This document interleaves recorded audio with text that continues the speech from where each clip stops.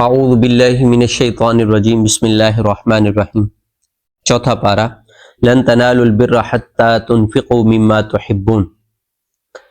یہاں شروع میں ہی اللہ تعالیٰ نے کامل ایمان اور کامل نیکی کو حاصل کرنے کا ایک بہترین فارمولہ ہمیں بتا دیا کہ نیکی کا اعلیٰ درجہ چاہتے ہو، ایمان کا اعلیٰ درجہ چاہتے ہو تو اس کا طریقہ یہ ہے کہ جو چیزیں تمہیں زیادہ پسند ہیں، محبوب ہیں، وہ اللہ کی راہ میں خرچ کر دو۔ یا وہ زمین ہے، پلاٹ ہے، مکان ہے، گاڑی ہے، جو سب سے زیادہ محبوب ہو وہ اللہ کے لیے قربان کر دو۔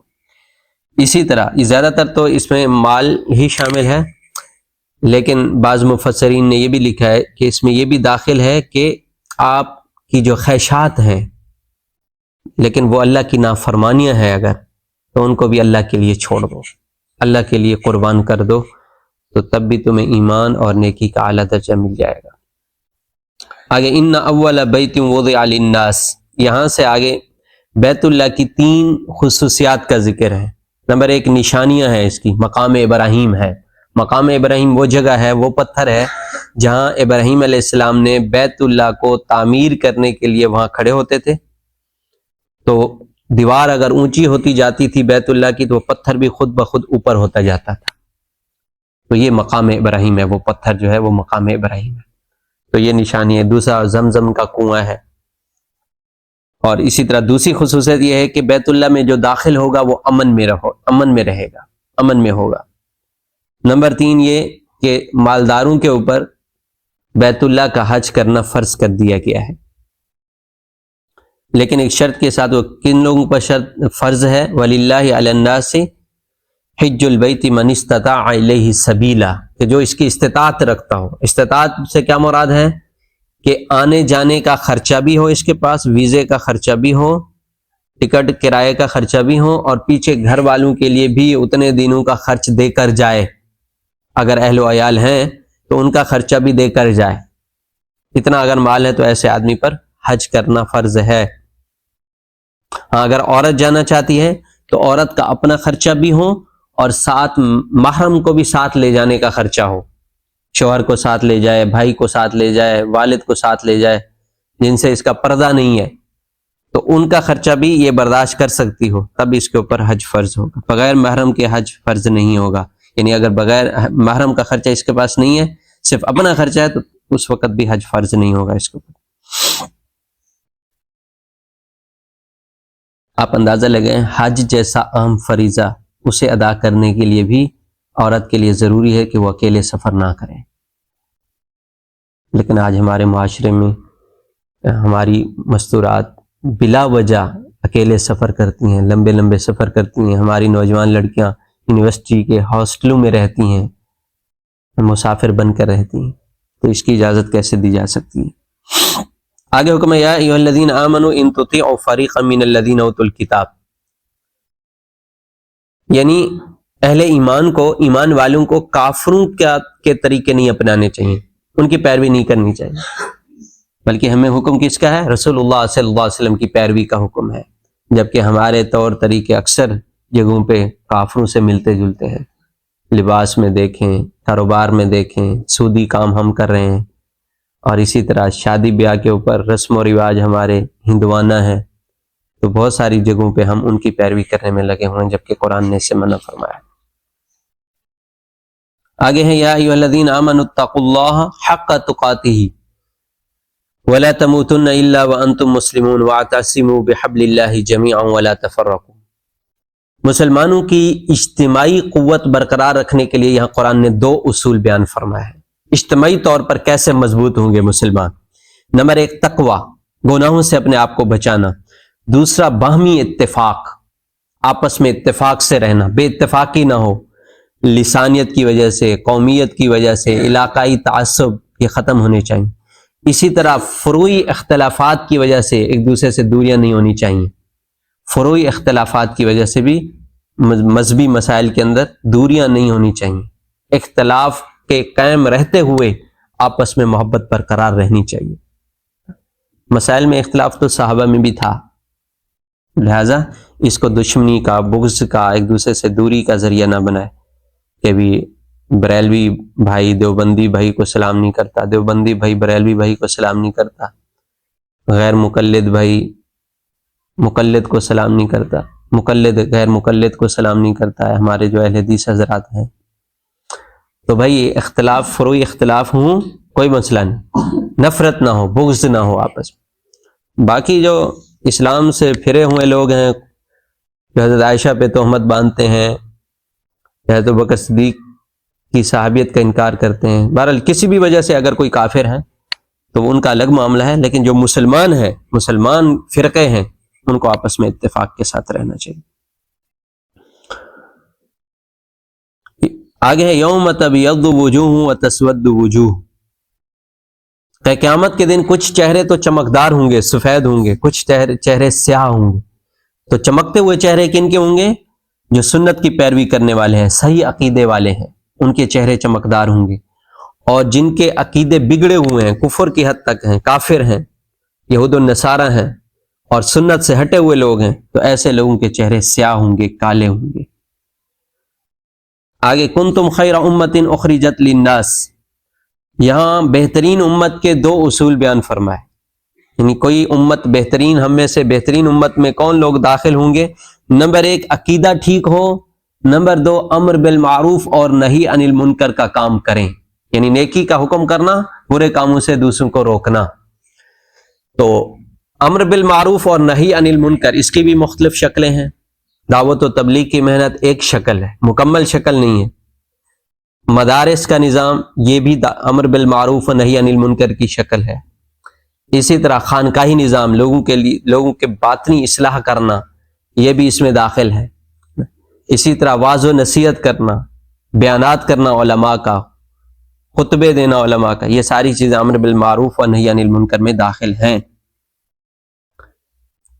بعض لوگوں نے اس کو صرف دعوت و تبلیغ کے ساتھ، جو جماعت ہے اس کے ساتھ مخصوص کر دیا، یہ ٹھیک نہیں ہے، یہ محدود سوچ ہے، یہ تنگ نظری والی بات ہے۔ تو وہ بھی ایک شکل ہے امر بالمعروف و نہی عن المنکر کی، اور مدارس کا نظام، اور اسی طرح خانقاہی نظام، اسی طرح علماء کا بیان کرنا، خطبے دینا، مختلف مجالس میں علماء کے بیانات، اور یہ بھی امر بالمعروف اور نہی عن المنکر کی مختلف شکلیں ہیں۔ اور اہل دعوت سے گزارش ہے کہ دعوت کے کام کو اہل دعوت کے اصولوں کے مطابق کریں، جس طرح علماء نے اس کے کچھ اصول مرتب کی ہیں اس کے مطابق ہے، اور اپنے آپ کو علماء کے تابع بنا کر چلیں، اور اللہ والوں کے جوتے سیدھے کریں، تب جا کے پوری اصلاح ہوگی، تب جا کے دعوت کے پورے ثمرات مرتب ہوں گے، انہیں حاصل ہوں گے۔ اگر ان اصولوں سے ہٹ کر کریں گے، علماء کی ناقدری دل میں لے کے کام کریں گے، تو پھر میرے محترم بھائی دوستوں، یہ امت کے لیے خیر کا ذریعہ نہیں بنیں گے، فتنے کا سبب تو بن سکتے ہیں، خیر کا سبب نہیں بن سکتے۔ آگے یا ایھا الذین آمنوا لا تتخذوا بطانۃ من دونکم لا یألونکم خبالا، یہاں یہ ہے کہ منافقین اور کفار کے ساتھ دلی محبت نہ ہو، ان کو رازدان نہ بناؤ، کیونکہ منافق لوگ جو کافر ہیں، منافق ہیں، ان کو رازدار بناؤ گے، وہ تمہارے خلاف سازشیں کھیلیں گے۔ اور اسی طرح پچھلے پارے میں بھی بات آئی تھی کہ رشتہ داریاں نہیں کرنی ان کے ساتھ، رکھ رکھاؤ کے معاملات کچھ حد تک جائز ہیں، اور علماء سے مزید پوچھے جا سکتے ہیں۔ آگے وَإِن تَصْبِرُوا وَتَتَّقُوا لَا يَضُرُّكُمْ كَيْدُهُمْ شَيْئًا، غیروں، کافروں، یہودیوں کی سازشوں سے، ان کے نقصانات سے بچنے کے یہاں دو اصول بیان فرمائے کہ غیر باطل فرقے والے، منافقین، کافر، یہ مسلمانوں کے خلاف سازشیں کرتے ہیں، ان کے نقصانات سے بچنے کے لیے دو اصول یہاں قرآن نے ذکر فرمایا۔ نمبر 1 صبر کرو، نمبر 2 تقوی اختیار کرو۔ اگر یہ ان دو چیزوں کو ہم لازم پکڑ لیں تو ان کی سازشیں، ان کی تدبیریں ہمارا کچھ نہیں بگاڑ سکیں گی انشاءاللہ۔ وَإِذْ غَدَوْتَ مِنْ أَهْلِكَ تُبَوِّئُ الْمُؤْمِنِينَ مَقَاعِدَ لِلْقِتَالِ، یہاں سے غزوہ احد کے بارے میں اللہ تعالیٰ نے بتایا ہے، غزوہ احد کو بیان فرمایا ہے۔ تقریباً 55 آیات میں یہ غزوہ احد کا تذکرہ چلتا رہتا ہے، درمیان میں جنگ بدر کا بھی واقعہ آتا ہے۔ غزوہ احد 3 ہجری میں ہوئی ہے کفار کے ساتھ، مسلمانوں کی تعداد 1000 تھی، لیکن جب جنگ کے لیے نکلے تو درمیان میں عبداللہ بن ابی نامی جو منافق تھا، اس نے بہانہ بنا کر اپنے ساتھی علیحدہ کر دیے. 300 منافقین تھے اس لشکر میں، وہ واپس آ گیا، جنگ لڑنے سے انکار کر دیا. تو باقی صرف 700 مسلمان رہ گئے، 700 صحابہ رہ گئے. اور مد مقابل ادھر سامنے کون تھے؟ کفار. وہ کتنے تھے؟ 3000 کا لشکر تھا. اذ ہمت طائفتان منکم ان تفشلا واللہ ولیہما. جب عبداللہ بن ابی 300 آدمی کو لے کر واپس آیا تو مسلمانوں کے گروہ میں ایک گروہ تھا بنو حارثہ اور دوسرا تھا بنو سلمہ. تو یہ 2 قبیلے تھے، ان کے بھی حوصلے پست ہونے لگے، ڈگمگانے لگے. انہوں نے بھی کہا واپس جانا چاہیے، 700 کیسے مقابلہ کریں گے 3000 کا. لیکن اللہ تعالیٰ نے ان کی مدد فرمائی، ان کے دل کو ثابت قدم رکھا اور انہیں استقامت نصیب فرمائی، اور یہ پھر حضور کے ساتھ اسی طرح مل کے صحابہ کے ساتھ انہوں نے کفار کے خلاف جنگ کی. آگے جنگ بدر کا تھوڑا سا واقعہ ہے. وَلَقَدْ نَصَرَكُمُ اللَّهُ بِبَدْرٍ وَأَنْتُمْ أَذِلَّةٌ، کہ یہ جنگ بدر کا واقعہ ہے جو کہ اسلام کی پہلی جنگ ہے. مسلمان کمزور بھی بہت تھے، ان کے پاس صرف 70 اونٹ تھے، 2 گھوڑے تھے، 8 تلواریں تھیں، 313 صحابہ کرام تھے، اور اس کے سامنے مقابلے میں 1000 کافر تھے. ان کے پاس اسلحہ بھی بہت زیادہ تھا. اسے وقت کے اعتبار سے ان کے پاس ٹیکنالوجی بھی تھی، اسلحہ بھی تھا، تعداد بھی ان کی زیادہ تھی. لیکن سب کے باوجود اللہ تعالیٰ نے 3000 فرشتوں کو اتار کر جنہوں نے صحابہ کی مدد کی، اللہ تعالیٰ نے جنگ بدر میں مسلمانوں کو فتح نصیب فرمائی. آگے یا ایھا الذین آمنوا لا تأکلوا الربا اضعافا مضاعفا. یہاں سے پھر سود کی حرمت کا بیان ہے کہ بھی سود نہ کھاؤ. اس کا تفصیلی بیان پچھلے بارے میں آ چکا ہے، یہاں بھی مختصر طور پر ہے. لیکن ہمارے معاشرے کا المیہ یہ ہم سمجھتے ہیں کہ سود کے بغیر کاروبار کیسے چلیں گے، حالانکہ قرآن اس کی نفی کر رہا ہے. رزق تو اللہ کے ہاتھ میں ہے. وَفِي السَّمَاءِ رِزْقُكُمْ وَمَا تُوعَدُونَ. تمہارا رزق تو اللہ کے پاس ہے، دکان میں نہیں ہے، تجارت میں نہیں ہے تمہارے. یہ تو ایک اسباب ہیں صرف تمہارے آزمائش کے لیے اور تمہارے اطمینان قلب کے لیے، ورنہ اصل رزق تو اللہ کے پاس ہے. واللہ خیر الرازقین. تو اس لیے سود میں جتنا بھی مال بڑھتا ہوا نظر آئے، اللہ کے ساتھ جنگ نہیں کرنی، اللہ کے رسول کے ساتھ جنگ نہیں کرنی. آپ اندازہ لگائیں کہ روایات میں آتا ہے جو آدمی سود خور ہے، قیامت کے دن اللہ تعالیٰ اس کو کہیں گے کہ تو بھی تلوار پکڑ اور میں بھی تلوار پکڑتا ہوں، میرے ساتھ مقابلہ کر، میرے ساتھ جنگ کر. تو سامنے اللہ ہو، ادھر سے یہ 6 فٹ کا انسان ہو، اس کا کچھ بچے گا؟ سب بگڑ جائے گا، اس کا ہلاک و برباد ہو جائے گا. تو دنیا میں بھی اس کے نقصانات ہیں اور آخرت کے اندر بہت زیادہ نقصانات ہیں. اسی طرح سودی بینکوں کا جو نظام ہے، وہاں سے بھی کھاتے ختم کروائیں. اللہ کی قسم اگر ہم نے سودی بینکوں سے، سیونگ اکاؤنٹ سے اپنے کھاتے ختم نہیں کروائے تو ہماری بربادی سے ہمیں کوئی نہیں روک سکتا. ہم جتنا ترقی کر جائیں، ہماری معاشی پالیسیاں دلدل میں پھنستی چلی جائیں گی جب تک ہم سود کو نہیں چھوڑیں گے. آگے جو تقوی والے لوگ ہیں ان کی صفات کا ذکر ہے. الذین ينفقون فی السراء والضراء. پہلی صفت تو یہ ہے کہ وہ اللہ کی راہ میں خرچ کرتے ہیں، خوشی میں بھی تکلیف میں بھی. دوسری صفت کیا ہے؟ اپنے غصے کو ضبط کرتے ہیں، غصے کو کنٹرول کرتے ہیں. تیسری صفت لوگوں کو معاف کرتے ہیں. چوتھی صفت تقوی والوں کی چوتھی صفت کہ ان سے غلطی جب ہو جائے، بے حیائی بھی ہو سکتی ہے، یہ نہیں ہے کہ متقی آدمی سے کبھی گناہ نہیں ہوتا، متقی آدمی سے بھی غلطی ہو سکتی ہے، لیکن اس کا طرز عمل کیا ہوتا ہے؟ قرآن نے بیان فرمایا کہ جب اس سے کوئی غلطی ہوتی ہے تو وہ اللہ کا ذکر کثرت سے کرتا ہے، اور یہ اس کی 5ویں صفت ہے. جب غلطی ہو جائے تو اللہ کا ذکر کثرت سے کرتا ہے. چوتھی صفت. 5ویں صفت یہ ہے کہ اپنے گناہوں کی معافی مانگتے ہیں کہ اللہ نہیں کرنا چاہیے تھا، غلطی ہوگی، معاف فرما دے. تو یہ 5 صفات ہیں. اور 6ٹھی صفت بھی قرآن نے بیان فرمائی، وَلَمْ يُصِرُّوا عَلَى مَا فَعَلُوا وَهُمْ يَعْلَمُونَ. اپنی غلطی پر اصرار نہیں کرتے، بار بار اس کو دہراتے نہیں ہیں. ایک دفعہ انسان ہے، ہو سکتا ہے غلطی ہو جائے، بھول ہو گئی، نہ یاد رہا، خواہشات کا غلبہ آ گیا نا جی، شیطان کے بہکاوے میں آ بیٹھا، لیکن فوراً اللہ کا خیال اور دوبارہ اس کے قریب نہیں گیا، اس گناہ کے قریب نہیں گیا. تو یہ ہے متقین کی صفات. اللہ ہمیں بھی یہ نصیب فرمائے. آگے اللہ تعالیٰ نے یہ فرمایا کہ ایمان والے ہی بلند رہیں گے. وَلَا تَهِنُوا وَلَا تَحْزَنُوا وَأَنْتُمُ الْأَعْلَوْنَ إِن كُنتُم مُؤْمِنِينَ. کہ ایمان والوں کو ہی ترقی ملے گی، بلندی ملے گی، عزت ملے گی، لیکن شرط یہ ہے کہ صحیح ایمان والا ہو. ان کنتم مؤمنین، ڈاواڈول نہ ہو ایمان. ہاں، گناہوں کی آمیزش نہ ہو اس ایمان کے ساتھ، نیک عمل ہو، تقوی ہو، ایمان مضبوط ہو، حقیقی ایمان ہو، تو اللہ تعالیٰ ایمان والوں کو کبھی ذلیل نہیں ہونے دیتے۔ آگے ہیں وَلِيُمَحِّصَ اللَّهُ الَّذِينَ آمَنُوا وَيَمْحَقَ الْكَافِرِينَ۔ جنگ احد کے اندر شروع میں تو فتح ہوئی مسلمانوں کو، بعد میں کچھ مسلمانوں کی صحابہ کی تھوڑا سا غلطی کی وجہ سے شکست ہو گئی۔ آپ صلی اللہ علیہ وسلم نے 50 صحابہ کو ایک درے پر کھڑا کیا کہ جب تک آپ کو یہاں سے ہٹنے کا حکم نہ ہو آپ نے یہاں ٹھہرے رہنا۔ لیکن جب مسلمانوں کو فتح حاصل ہو گئی تو انہوں نے دیکھا اب شاید ضرورت نہیں ہے، تو انہوں نے وہ درہ چھوڑ دیا۔ جب انہوں نے درہ چھوڑا تو پیچھے سے کفار نے حملہ کر دیا مسلمانوں کے اوپر، فتح شکست میں تبدیل ہو گئی۔ تو اس کے بھی اللہ تعالیٰ کچھ نہ کچھ فوائد بتا رہے ہیں کہ اس کے کیا فائدے ہوئے۔ ایک تو کھرے کھوٹے کی تمیز ہو گئی، منافقین کا پتہ چل گیا، صحیح ایمان والوں کا پتہ چل گیا۔ دوسرا یہ کہ رسول اللہ صلی اللہ علیہ وسلم کی تھوڑی سی نافرمانی کرنے کی وجہ سے نقصان سامنے آ گیا کہ آئندہ حضور کی نافرمانی تاکہ نہ کریں گے۔ تیسرے نمبر پہ آگے کی زندگی کے حالات کے لیے تجربے حاصل ہو گئے۔ چوتھے نمبر پہ حالات پر ثابت قدم رہنے کی مشق کروائی گئی۔ پانچویں نمبر پر منافقین کے راز فاش کر دیے گئے۔ تو اس شکست میں بھی کیا ہوئے، مسلمانوں کو کافی فائدے حاصل ہوئے۔ اور قرآن مجید میں بھی ہے عسیٰ ان تکرہوا شیئا وہو خیر لکم، ہو سکتا ہے کوئی چیز تمہیں ناپسند ہو، ناگوار ہو، مشکل ہو، دشوار ہو، لیکن اس میں بھی تمہارے لیے فائدے چھپے ہوتے ہیں۔ آگے وَلَقَدْ عَفَا عَنْكُمْ، یہاں اللہ تعالیٰ نے جو صحابہ سے چھوٹی سی غلطی ہوئی تھی ان کی معافی کا اعلان کر دیا، قرآن کے اندر ہی معاف کر دیا ان کی غلطی کو۔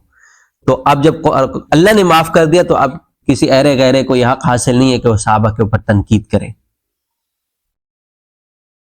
آگے ہیں وَلَقَدْ عَفَا اللَّهُ عَنْهُمْ إِنَّ اللَّهَ غَفُورٌ حَلِيمٌ، یہاں بھی دوبارہ صحابہ کی غلطی کے اوپر معافی کا اعلان اللہ کی طرف سے۔ اللہ بار بار صحابہ کی چھوٹی سی غلطی ہوئی اللہ اس پہ بار بار معافی کا اعلان فرما رہے ہیں۔ یا ایھا الذین آمنوا لا تکونوا کالذین کفروا، یہاں یہ بات بتائی جا رہی ہے کہ اگر کوئی نقصان ہو جائے تو بعد میں کاش یہ ہوتا، کاش یہ ہو جاتا، کاش یہ ہوتا، ایسا نہ ہوتا تو ایسا ہو جاتا، ایسا ہوتا تو ایسا ہو جاتا۔ یہ جو کاش کاش والے الفاظ ہیں نا، یہ کفار کا مزاج ہے، ٹھیک ہے نا۔ ایمان والا اگر غلطی گناہ کی ہے تو اس پر نادم ہو اور توبہ کرے، معافی مانگے اور آگے کے لیے سوچے، ٹھیک ہے نا۔ تو اسی طرح دنیاوی نقصان کوئی ہو جائے تو اللہ پہ چھوڑے، یہ نہ کہ اسی کے اندر گھل رہا ہے، پس رہا ہے، پریشان ہو رہا ہے، اپنی صحت خراب کر رہا ہے، ہارٹ اٹیک ہو رہے ہیں، اسے پریشان دنیا کے چھوٹے سے نقصان کی وجہ سے۔ یہ ایمان والوں کا مزاج نہیں ہے۔ اور یہ کاش کاش کہنے سے ایسا ہوتا ایسا ہو جاتا، اس طرح کے الفاظ کہنے سے اور زیادہ حسرت بڑھتی ہے بندے کی۔ تو اللہ پہ توکل کریں، بھروسہ کریں، تقدیر پہ ایمان رکھیں کہ جو نصیب میں تھا وہی ہوا ہے، آگے کے لیے بہتر کیسے کرنا ہے اس کے بارے میں سوچیں، اللہ سے مانگیں۔ آگے فَبِمَا رَحْمَةٍ مِّنَ اللَّهِ لِنْتَ لَهُمْ، جب جنگ احد میں بعد میں شکست ہو گئی تو آپ صلی اللہ علیہ وسلم نے پھر بھی صحابہ کی حوصلہ افزائی فرمائی، ان کے ساتھ نرمی کا معاملہ فرمایا۔ اور یہاں یہی اشارہ ہے کہ اللہ کی رحمت کی وجہ سے اے نبی جی آپ صحابہ کے لیے نرم ہوئے ہیں۔ وَلَوْ كُنْتَ فَظًّا غَلِيظَ الْقَلْبِ لَانفَضُّوا مِنْ حَوْلِكَ، اگر آپ سخت دل ہوتے، منہ کے سخت ہوتے، دل کے سخت ہوتے، منہ میں یعنی منہ سے آپ پھٹ مزاج ہوتے تو پھر کیا ہوتا کہ ابو بکر، عمر، عثمان، علی جیسے لوگ بھی آپ کے قریب نہ ٹھہرتے۔ تو یہ نرمی کی وجہ سے صحابہ آپ کے قریب ٹھہرے ہیں، نرمی کی وجہ سے انہوں نے جو ہے نا دوسرے دین چھوڑ کے اسلام کو قبول کیا۔ تو نرمی بہت بڑی چیز ہے، کوئی کام بھی کروانا ہو تو نرمی کے ساتھ کیا جائے، نرمی اللہ کو پسند ہے۔ شدت اختیار کرنا، پھٹ مزاجی، بات بات پہ غصے ہو جانا، یہ مومن کی شان کے خلاف ہے۔ تو کوشش کریں ہمارے اہم اکثر معاملات میں نرمی غالب رہے، اور یہی اسلام کا مزاج ہے۔ سختی کا حکم اسلام مجبوری کی صورت میں دیتا ہے۔ اسی طرح اساتذہ کرام، طلباء کے ساتھ نرمی کا معاملہ کریں، والدین اولاد کے ساتھ نرمی کا معاملہ کریں، آپس میں ہمارے معاملات نرمی کے ساتھ ہوں، کوشش کی جائے اس کی۔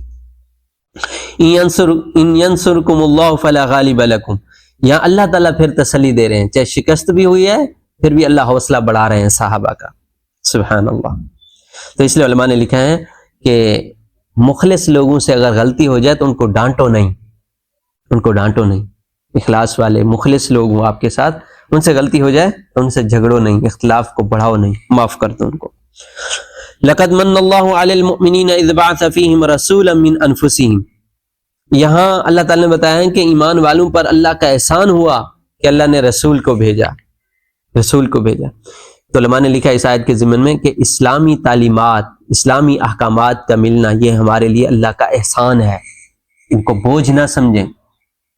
بچے قرآن یاد کرنے کو بوجھ نہ سمجھیں، مالدار زکوٰۃ دینے کو بوجھ نہ سمجھیں، نماز پڑھنے کا وقت ہے نماز کو بوجھ نہ سمجھیں، مالدار آدمی زکوٰۃ کو اور اسی طرح حج اگر فرض ہے اس کو بوجھ نہ سمجھے، روزے کو بوجھ نہ سمجھیں، بلکہ یہ اللہ کے احسانات ہیں کہ یہ اللہ تعالیٰ میں احکامات دیے، کیونکہ ان کے بدلے میں اللہ تعالیٰ میں بہت بڑی جنت دینے والے ہیں.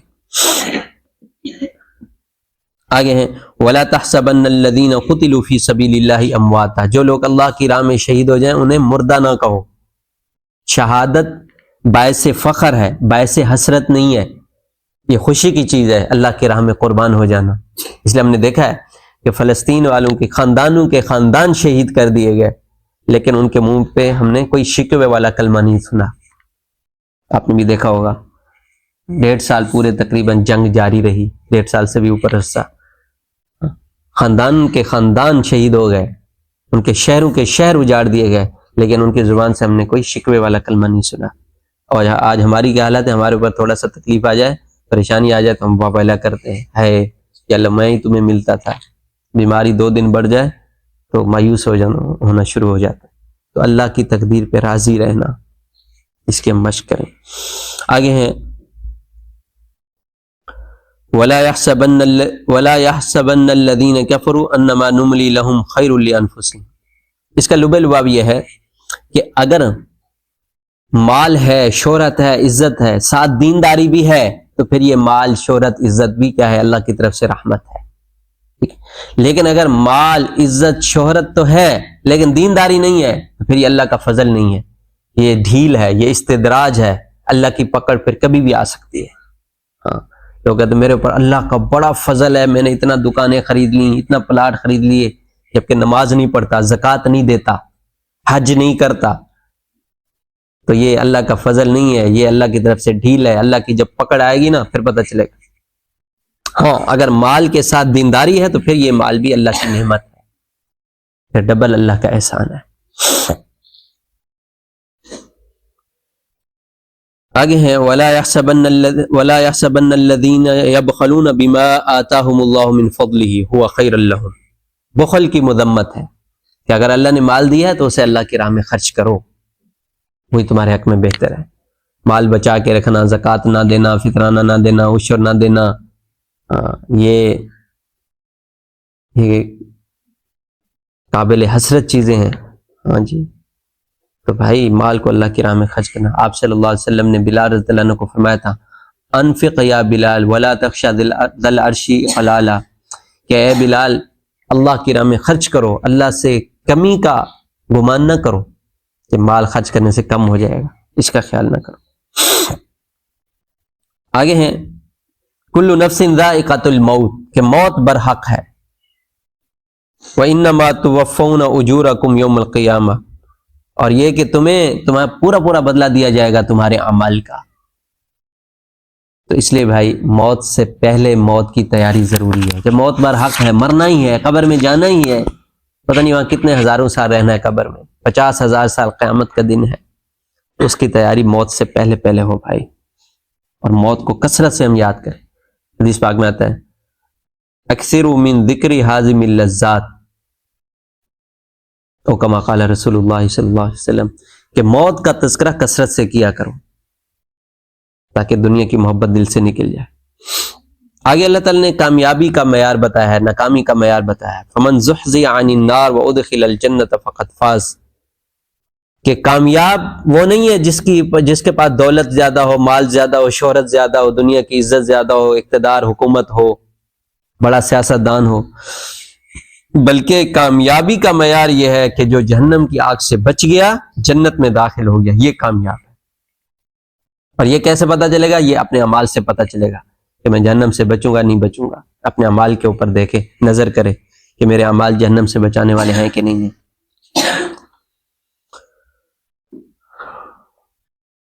آگے اللہ تعالیٰ نے اہل عقل کی نشانیاں بتائی ہیں.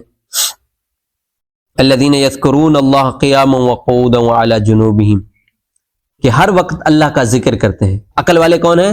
سائنسدانوں کے بارے میں نہیں کہا کہ سائنسدان، بڑے وزیر اعظم، بڑے مال والے، دولت والے، وہ عقل والے نہیں، فرمایا عقل والے کون ہیں؟ نمبر 1 جو ہر وقت اللہ کا ذکر کریں، نمبر 2 زمین و آسمان کی تخلیق میں غور و فکر کرتے ہیں، نمبر 3 دوزخ سے خلاصی کی دعا مانگتے ہیں، نمبر 4 اللہ پر ایمان لاتے ہیں، نمبر 5 اپنے گناہوں کی معافی مانگتے ہیں ہر وقت، نمبر 6 خاتمہ بالخیر کی دعا مانگتے ہیں کہ آخری وقت یا اللہ کلمہ نصیب کر دے، ایمان کے ساتھ اس دنیا سے رخصت ہو جاؤں۔ یہ عقل والوں کی نشانی ہے۔ اور آج ہمارے معاشرے میں عقل والا وہ ہے جو زیادہ دھنتر ہو، زیادہ مالدار ہو، بڑی کوٹھی جس کے پاس ہو، بڑا عہدہ جس کے پاس ہو۔ آگے اللہ نے فلاح کے اصول بیان فرمایا ہے، یا ایھا الذین آمنوا اصبروا وصابروا ورابطوا واتقوا اللہ لعلکم تفلحون، کہ 4 اصول بیان فرمائے ہیں۔ کامیابی چاہتے ہو تو ایمان لاؤ، دوسرے نمبر پہ صبر کرو، تیسرے نمبر پہ جہاد کو لازم پکڑو، چوتھے نمبر پہ تقوی یعنی گناہوں سے اپنے آپ کو بچاؤ۔ یہ 4 اصول ہیں فلاح کے لیے۔ فلاح کہتے ہیں دنیا و آخرت میں کامیابی کو۔ آگے سورۃ النساء، نساء کہتے ہیں خواتین کو، عورتوں کو۔ اسلام نے سب سے زیادہ تحفظ عورتوں کے حقوق کا کیا ہے کہ ان کے حقوق کے اوپر پوری سورت اللہ نے نازل فرما دی، لیکن آج کل کا سیکولر طبقہ ہمیں دھوکہ دینے کی کوشش کرتا ہے کہ اسلام نعوذ باللہ خواتین کے حقوق کا خیال نہیں رکھتا۔ اسلام نے جتنے حقوق خواتین کے مقرر فرمائے کسی مذہب میں نہیں ہے۔ ان کو گھر بیٹھے کھانا مل جائے، شوہر کے ذمہ ہے کما کے لائے، دوسروں کی خدمت گزاری کی بجائے اپنے شوہر کی خدمت کرے، سارا خرچہ جو ہے وہ شوہر کے ذمہ لگا دیا اسلام نے، عورت کو بہت زیادہ حقوق دی ہیں۔ آگے ہے جی واتقوا اللہ الذی تساءلون بہ والارحام، جو خونی رشتے ہیں ان کا لحاظ رکھنا، ان کے ساتھ زیادتی نہ ہو، جی ان کے ساتھ محبت سے پیش آنا، والدین ہیں، بہن بھائی ہیں، بیٹیاں ہیں، خالہ ہے، ماں کے قدموں کے نیچے جنت ہے، والد جنت کا اوسط دروازہ ہے، خالہ کو ماں کے برابر قرار دیا، چچا کو ماں باپ کے برابر قرار دیا گیا، تو ان رشتوں کا خیال کرنا چاہیے، ان کے حق ادا کرنا چاہیے۔ وآتوا الیتامی اموالہم ولا تتبدلوا الخبیث بالطیب، یتیموں کے بارے میں ہے کہ ان کے مال ہڑپ نہ کر جاؤ، ان کے مال جائیداد پہ قبضہ نہ کر جاؤ۔ اور اگلے صفحے پہ اللہ تعالیٰ بتا رہے ہیں کہ جب وہ جوان ہو جائیں اور صحیح عقل مند بن جائیں تو پھر ان کا جو مال ہے ان کے حوالے کر دو، تاکہ وہ خود جانے جو بھی کرنا چاہے اپنے مال کے ساتھ، قبضے نہ کرو، ہڑپ نہ کرو ان کے مال۔ آگے اللہ تعالیٰ ارشاد فرما رہے ہیں کہ بھی وَإِنْ خِفْتُمْ أَلَّا تُقْسِطُوا فِي الْيَتَامَىٰ فَانكِحُوا مَا طَابَ لَكُم مِّنَ النِّسَاءِ مَثْنَىٰ وَثُلَاثَ وَرُبَاعَ، کہ اصول ہیں، 4 شادیوں کا اختیار دیا ہے مردوں کو، لیکن اصول اور اس کے مسائل تفصیلی علماء سے پوچھنے چاہیے۔ ہر کوئی 4 شادیاں نہ کرے، بلکہ جو صحیح انصاف بھی کر سکے، ان کے نان نفقہ کا بھی لحاظ رکھ سکے، تو ایسا آدمی 4 شادیاں کر سکتا ہے۔ علماء سے مزید تفصیل پوچھی جا سکتی ہے۔ آگے عورتوں کے مہر کا مسئلہ بیان فرمایا کہ ان کے مال ہڑپ نہ کر جاؤ اپنی بیویوں کی، ان کے مال، ان کا جو مہر ہے ان کو ادا کرو، ان کے مہر پر قبضہ نہ کرو۔ بعض لوگ زبردستی مہر جو ہے حق مہر معاف کرواتے ہیں، تو یہ جرم ہے شریعت کی نظر میں۔ آگے اللہ تعالیٰ ارشاد فرماتے ہیں وَلْيَتَّقُوا اللَّهَ وَلْيَقُولُوا قَوْلًا سَدِيدًا، کہ بات کھری کرو، سیدھی بات کرو، دھنتریاں نہ کرو، چلاکیاں نہ کرو، جھوٹ نہ بولو، دھوکہ بازی سے کام نہ لو، سیدھی بات، کھری بات کرو اور اللہ سے ڈرو۔ اور آگے پھر جو ہے نا یتیموں کے مال کے بارے میں ڈرایا ہے کہ جو یتیموں کا مال کھاتے ہیں حقیقت میں وہ جہنم کی آگ کو اپنے پیٹ میں لے رہے ہیں۔ یوصیکم اللہ فی اولادکم للذکر مثل حظ الانثیین، یہاں میراث کا مسئلہ ہے اور میراث کی تقسیم کا بنیادی اصول بتا دیا کہ لڑکی کو آدھا ملے گا، لڑکے کو پورا حصہ ملے گا، لڑکی کو 1 حصہ ملے گا تو لڑکے کو 2 حصے ملیں گے۔ تو اس کی وجہ یہ ہے کہ لڑکی کو پھر شوہر کی طرف سے بھی ملتا ہے مال، حق مہر بھی ملتا ہے، اور اگر خدا نخواستہ وہ فوت ہو جائے اس کی طرف سے بھی اس کا حصہ ہوتا ہے۔ اور دوسری بات یہ ہے کہ گھر کے اخراجات جو ہیں وہ سارے شوہر کے ذمہ ہوتے ہیں، اگر اس کی شادی نہیں ہوئی لڑکی کی تو باپ کے ذمہ ہوتے ہیں، تو اس کے اوپر مالی برڈن نہیں ڈالا گیا، اس لیے اس کا حصہ آدھا ہے۔ لیکن وہ ہمارے معاشرے میں آدھا بھی نہیں دیتی بہن کو، اگر کوئی بہن اپنا حصہ مانگنے پہ آئے تو کہتے ہیں سب سے بڑی بے غیرت ہے، حالانکہ بے غیرتی تو یہ خود کر رہا ہے کہ جس بھائی اور بہن نے ایک ہی چھاتی سے دودھ پیا ہو تو اس بہن کا حق دبانا، اس کو نہ دینا، یہ سب سے بڑی بے حیائی ہے، بے غیرتی ہے۔ وہ تو اپنا حق مانگ رہی ہے، وہ کیا بے غیرتی، وہ تو ٹھیک کر رہی ہے۔ یا بعض زبردستی معاف کروا لیتے ہیں، یہ بھی ٹھیک نہیں ہے، بہنوں سے معاف کروانا، پہلے ان کے حوالے کرو، پھر اگر وہ خود آپ کے حوالے کر دیں تو اور بات.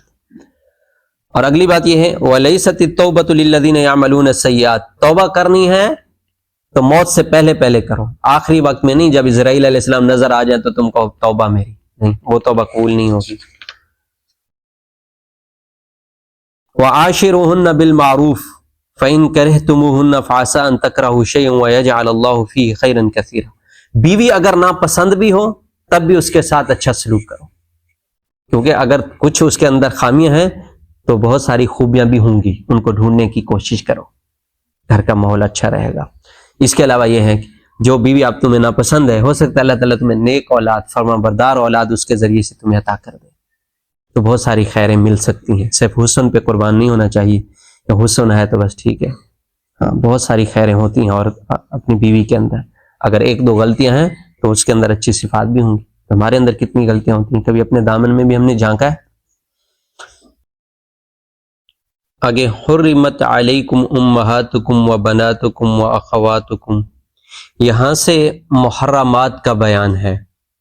محرمات سے مراد وہ خواتین جن سے نکاح نہیں ہو سکتا، جیسے ماں ہے، بیٹی ہے، بہن ہے، بھانجی ہے، بھتیجی ہے، پھوپھی ہے، خالہ ہے، ان کا ذکر ہے.